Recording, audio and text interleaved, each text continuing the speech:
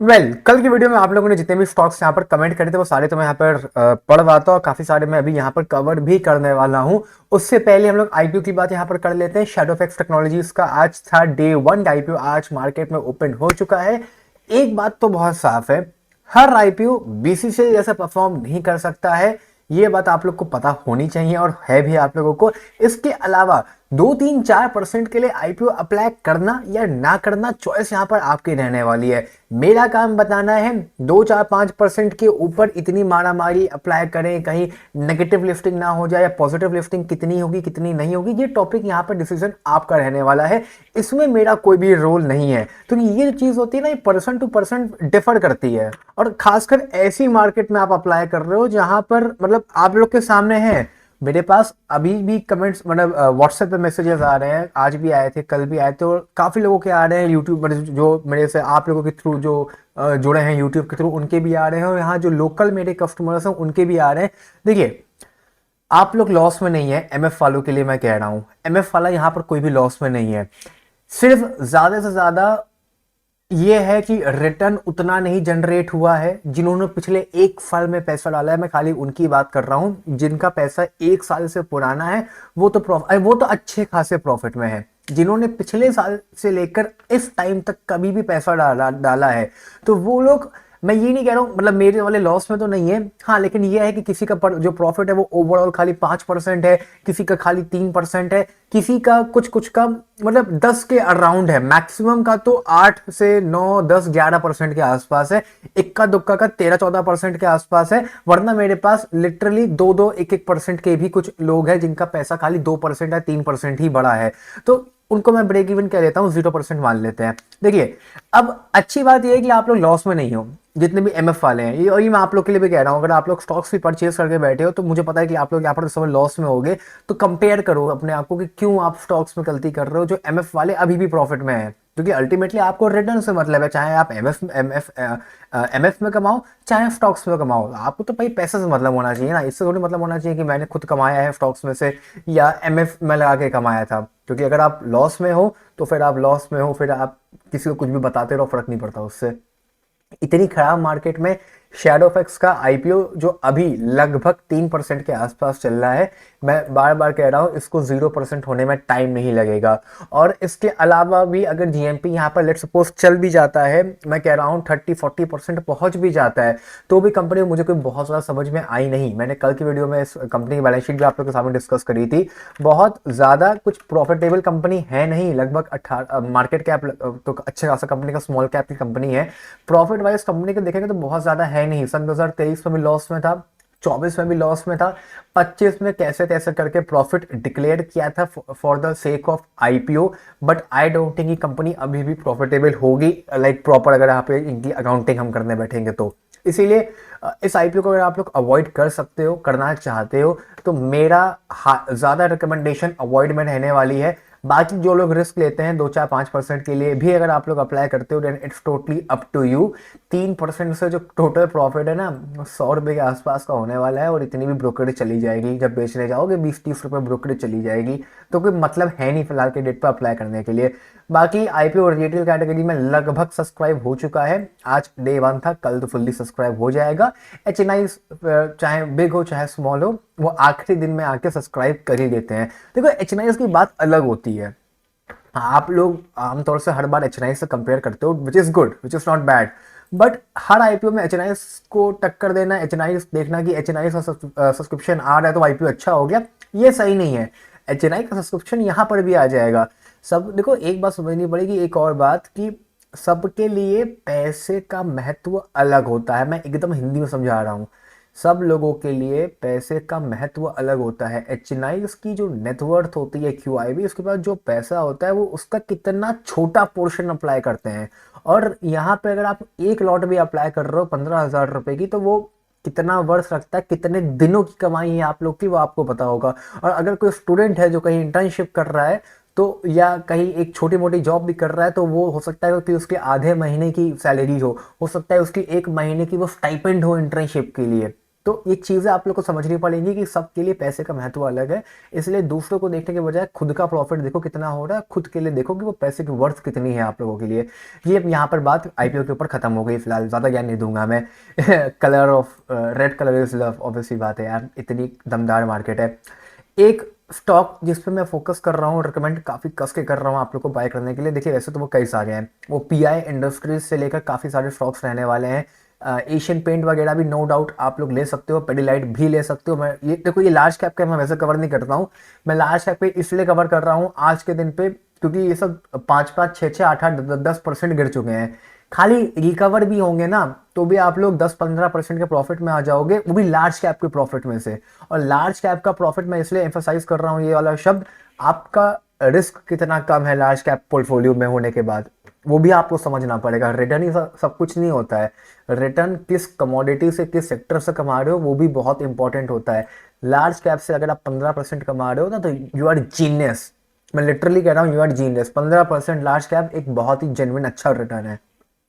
Asian Paints हो गया, Pidilite industries हो गया, पीआई इंडस्ट्रीज तो अवॉइड कर सकते हो। हीरो मोटोकॉर्प फ्यूचर में बस आप लोग को ये मान के चलो कि इसी साल 2026 में इनका आईपीओ आप लोग को आता हुआ देखने को मिल सकता है। इसके अलावा आयशर मोटर भी ले सकते हो, महिंद्रा एंड महिंद्रा मतलब क्या ही मैं बोलूँ, आप बिल्कुल बाय कर सकते हो 3% के आसपास, आज ही के दिन पर डाउन था। मारुति अवॉइड करना, आप लेना चाहो महिंद्रा ले सकते हो। इसके अलावा गोदरेज प्रॉपर्टीज बिल्कुल ले सकते हैं, अच्छा खासा काम कर रहे हैं। कल मुझसे किसी ने कमेंट किया था कि इरेदा क्यों फॉल कर रहा है, इफ आई एम राइट, किसी ने मुझे कहा भी था कि इरेदा में फॉल क्यों आ रहा है। हाँ ये रहा, भाई भाई इरेदा इज फॉलिंग। सो देखो, इरेदा फॉल करने के पीछे का रीज़न बहुत ही छोटा सा है, बहुत ही सिंपल सा है। आईपीओ आया था, वहां से वो 10x तक चला गया था, 35 या 33 रुपए का आईपीओ था, वो 350 रुपए तक चला चला गया था, वो 10x हो गया था।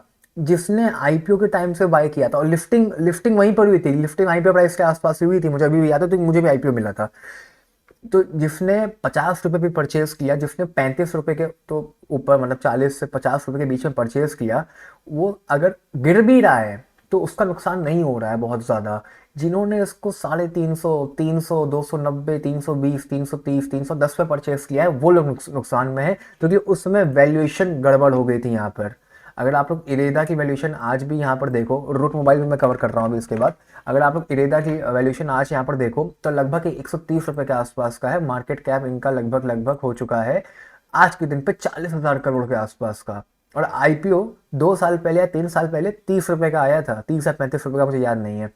तो आप, आई होप कि आप समझ लो कि 30 या 35 रुपए वाले बंदा अभी भी 4 गुने पे बैठा है।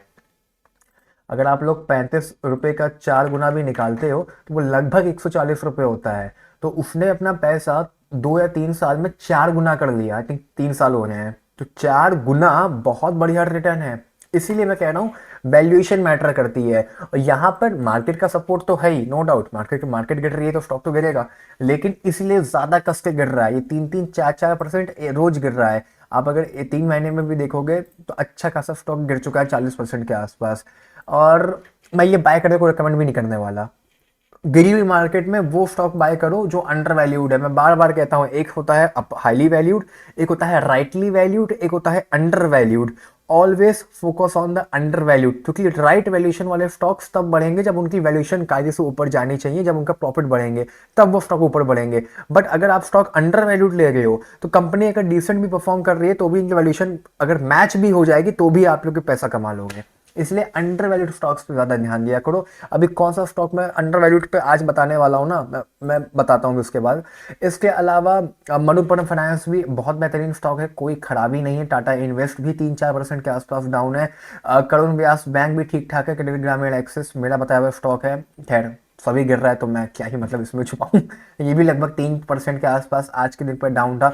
यस बैंक वगैरह छोड़ दीजिएगा। जियो फिनसर्व भी आप ले सकते हैं, 3-4% के आसपास डाउन है, वरना इतना ज़्यादा डाउन ही जाता नहीं है नॉर्मली, मतलब लार्ज कैप का स्टॉक है जैसा कि मैंने बोला।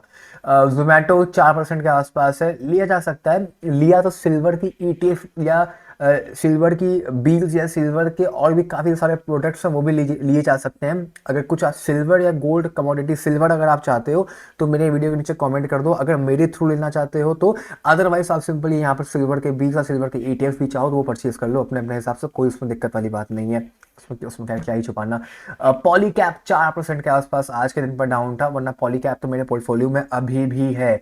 पॉलीकैप भी कोई चाहे तो ले सकता है।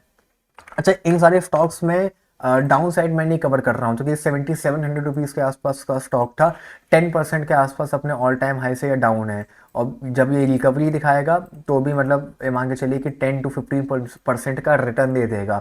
और 7000 रुपये के आसपास ही यहाँ पर इसका एक बॉटम पे सपोर्ट भी मैं कहना चाहूँगा कि बन चुका है, तो ये भी अपने आप में है। इसके अलावा रेडिको अगेन आज 3% के आसपास गिरा है, तो ये भी, इसको भी आप परचेज कर सकते हो। डिक्सन पे मैं काफ़ी एम्फेसाइज करने वाला हूँ। डिक्सन 18,000 रुपये के आसपास का स्टॉक है, 10 साढ़े 10 पे मिल रहा है। 18 का जब चला चला जाएगा 80% का रिटर्न बनता है, मतलब 50-60% का पैसा आप लोग यहाँ से रिटर्न में कमा सकते हो अगर डिक्सन को परचेज करता है तो डिक्सन को भी अपने रेडार पर रख सकते हो। ऑब्वियसली बात है, नीचे का कोई सपोर्ट नहीं है मेरे पास, क्योंकि मैं अगर टेक्निकल एनालिसिस करने में यहाँ पर बैठूँ तो ज़्यादा कुछ रहेगा नहीं मेरे पास बताने के लिए, क्योंकि डिक्सन इस लेवल पे बहुत पहले आया था, सन 2024 में आया था इस लेवल पे, तो पूरा 25 निकल गया और 24 में भी मई, जो मतलब कि मोटा मोटा 2 साल पहले आया था। तो यहाँ पे ज़्यादा कोई सपोर्ट है नहीं बताने को मेरे पास, 10,500 रुपये के आसपास ही बस ट्रेड कर रहा है, और डाउन साइड का लिटरली मतलब कुछ है नहीं मेरे पास बताने के लिए। तो आई थिंक अगर आप चाहो तो इसको कल बैक कर सकते हो। किस्मत खराब रहेगी तो 3-4 दिन और गिरेगा, otherwise I can't say much about it. इसके अलावा पॉलीकैप पे जैसा कि मैंने बोला तो फोकस कर सकते हो, भेल वगैरह रहने तो उतना समझ में मुझे नहीं आता है। डिफेंस के स्टॉक पे हाथ मत डालिएगा, चाहे कोचिंग हो गया, चाहे आपका मैफडॉक हो गया, चाहे आप लोगों का मैफडॉक हो गया, ये हो गया। ड्रोन वालों में भी हाथ मत डालिएगा, पारस डिफेंस हो गया, आप लोग का आइडिया फोर्ज हो गया, इनमें भी हाथ मत डालिएगा। डिफेंस से दूर रहना, एडवाइस दे रहा हूँ, डिफेंस से दूर रहना। पॉलीकैप भी ले सकते हो, हेवल्स भी ले सकते हो। हेवल्स तो 7% आज गिरा है, हेवल्स भी बहुत बढ़िया स्टॉक है, और हेवल्स सबसे बड़ी कंपनी थी। पॉलीकैप ने तो उसको अभी ओवरटेक किया है कुछ टाइम पहले, जब हम लोगों ने कवर किया था इसको। पॉलीकैप मैंने 3500 पे कवर किया है अपने चैनल के ऊपर, मुझे अभी भी याद है।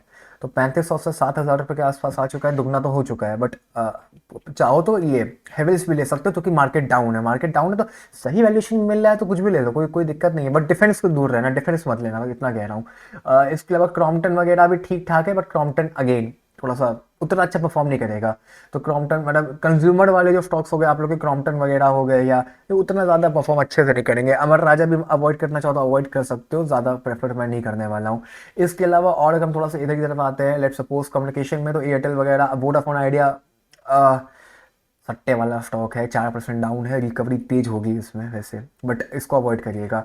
डिक्सन मैंने बार बार कवर कर दिया है। हॉल भी ले सकते हो, हाल हिंदुस्तान, ये आप लोग का हाल हो गया, इसको भी चाहो तो ले सकते हो। प्रीमियर एनर्जी में अब अगर देखो तो ज़्यादा नहीं गिर रहा है। प्रीमियर एनर्जी के भी मेरे पास 2-3 कमेंट्स आए थे कि क्यों इतना ज़्यादा गिर रहा है, तो प्रीमियर एनर्जी बहुत ज़्यादा गिर नहीं रहा है, और ना गिरने का रीज़न है वैल्यूशन। प्रीमियर एनर्जी की जो वैल्यूशन है वो पहली अंडर थी, मैंने इसको बाय करने को भी कहा था, 1100 रुपये के, 1000 रुपये के आसपास मैंने बाय करने को भी कहा था। लिफ्टिंग तो इसकी वैल्यू 800 रुपये के आसपास हुई थी, तो मैंने तब भी बाय करने को कहा था, और यही रीज़न है बाय करने का, क्योंकि वैल्यूशन प्रीमियर एनर्जी की ठीक ठाक है। 750 रुपये के आसपास से ट्रेड कर रहा है, इससे नीचे निकलेगा नहीं ये बस बेस 700 रुपये के आसपास का ही है इसका। और 33,000 करोड़ की मार्केट कैप है, और प्रॉफिट इन लोगों का बढ़ता जा रहा है, 900,000 करोड़ के आसपास का है, तो उम्मीद कम है कि गिरेगा, क्योंकि वैल्यूएशन जैसा कि मैंने बोला ठीक ठाक है। और खासकर सोलर पैनल का तो मतलब क्या ही कहना, अपने आप में सब बढ़ता हुआ है। बाकी डेटा पैटर्न, डिफेंस से दूर रहो प्लीज़, डिफेंस से दूर रहो। ऑल दो अगर रिकवरी होती है तो 10% डाउन है, 10% कस के रिकवरी भी दिखा सकता है। और ये जो स्टॉक है आप लोग का कैनेस, एक केनिस कैनेस जो भी इसको पढ़ते हैं, इसको बहुत लोग पूछ रहे हैं। अब इसकी वैल्यूएशन देखो हाई है, क्योंकि ये कुछ टाइम पहले अराउंड 3-4 महीना पहले ये स्टॉक काफ़ी ज़्यादा भागा था। ये देखो, ये स्टॉक काफ़ी ज़्यादा भागा था, लगभग मतलब 1 साल में ही 200% के आसपास हो गया था, और वापस से ही उसके बाद पिछले साल भी फरवरी से भागता भागता लगभग 100% के आसपास भाग गया था, और कुछ ज़्यादा ही कस के भाग रहा था, जितने कस के कंपनी के प्रॉफिट नहीं बढ़ रहे थे उससे कस के तो स्टॉक भाग रहा था, तो डाउन आ गया है। ऑल दो अगर आप लॉस में हो तो आप होल्ड करो, सेल करने की मैं रिकमेंडेशन नहीं दे रहा यहाँ पर, बट अगर कोई चाहे तो इसको अपने पोर्टफोलियो में ऐड कर सकता है, कोई बुराई नहीं है। बट ज़्यादा अच्छे स्टॉक्स भी आप लोग को मिल जाएंगे, क्योंकि मार्केट कैप इन लोग का देखो तो लगभग 20,000 करोड़ के आसपास का है, प्रॉफिट इन लोग का वही 200-300 करोड़ के आसपास का है, तो थोड़ा सा मैं कहूँगा प्रॉफिट कम हो रहा है और ज़्यादा बेटर हो सकता है। 7,000 6,000 रुपये के आसपास का स्टॉक मैं इसको पहले भी नहीं देखता था, मैं इसको अभी भी नहीं देखता हूँ। हाँ ये है कि 3500 रुपये पे लेते हो तो 4,500 5,000 रुपये के आसपास जो एक डिसेंट प्रॉफिट बन जाएगा आप लोग का। मतलब मोटा मोटी ये मान के चलो कि अगर आप लोग 3500 पे ले रहे हो उसको और 4,500 के आसपास भी ये जाता है, 4,500 क्या मैं 5 भी इसको मान ले रहा हूँ, अगर ये 5 के आसपास भी जाता है तो मोटा मोटी मान के चलो कि 30-40% का पैसा आप लोग यहाँ से बना लोगे। तो ठीक है, कोई खराबी नहीं है, बट हाँ एक्सपेक्टेशन बहुत ज़्यादा इसको मत रखना है यहाँ पे। डिक्सन बाय कर लो, डिक्सन में मैं बार फोकस कर रहा हूँ। ठीक है, इसके अलावा और भी काफ़ी सारे हैं, आईटीसी वगैरह, कंज्यूमर ड्यूरेबल, इसलिए मैंने कहा था कंज्यूमर ड्यूरेबल छोड़ दो। और ये गोल्डी फ्लिप्स को भी छोड़ देना, इसको भी मत बाय करना, टोबैको के चक्कर में बहुत लोग इसको बाय कर लेंगे, इसको प्लीज़ अवॉइड करना। रेडिको मैं कवर कर रहा हूँ, रेडिको पे फोकस कर सकते हो, अपने पोर्टफोलियो में रख सकते हो। बाकी इसके अलावा टाटा स्टील, स्टील वगैरह दूर रहो। स्टील सबसे, स्टील और सीमेंट ये भी छोड़ दो। स्टील बहुत ज़्यादा परफॉर्म नहीं करता है, कभी भी इतिहास उठा के देख लो, और सीमेंट भी बहुत अच्छा परफॉर्म नहीं करता है। तो ये नॉन एनर्जी मिनरल्स के जो स्टॉक्स हैं ये भी आप लोग छोड़ दो, ज़्यादा बेटर। मैं लाइक ज़्यादा एडवाइस मैं इसी की करूँगा आप लोग को। बाकी आज की सारी वीडियो में इतना ही लगते हैं। आप लोग के बाद अब जो स्टॉक्स बचे हों मोटा मोटी वो यहाँ पर नीचे कमेंट कर देना, वो कल की वीडियो में कवर कर लूँगा। रूट मोबाइल के ऊपर भी एक किसी ने कमेंट किया था कि क्या करना चाहिए, और होल्ड करने की बात यहाँ पर चल रही है। देखिए रूट मोबाइल में कुछ है नहीं बहुत ज़्यादा खराब, तो जितना गिरना था वो गिर चुका है, अब बस मार्केट का सपोर्ट नहीं है इसीलिए कुछ मैं बोल नहीं पा रहा हूँ। वरना आई डोंट थिंक कि यहाँ से कंपनी बर्बाद हो जाएगी, ऐसा तो कोई सीन यहाँ से नहीं है। बल्कि एम के ग्लोबल वगैरह टारगेट भी 1,000 रुपये के आसपास दे रखे थे, बस वही कि मार्केट का सपोर्ट बिल्कुल नहीं मिल रहा है। वरना ये जो आया था ये भी नवंबर में आया था, दिसंबर जनवरी में मार्केट गिर ही रही है, तो उसके चक्कर में कुछ परफॉर्मेंस ज़्यादा अच्छी आ नहीं रही है। अदरवाइज कंपनी अब ठीक है, मतलब इससे ज़्यादा कुछ गिरने नहीं वाली है। बाकी आज के सारी वीडियो में इतने, bye, take care, love you all, see you soon tomorrow.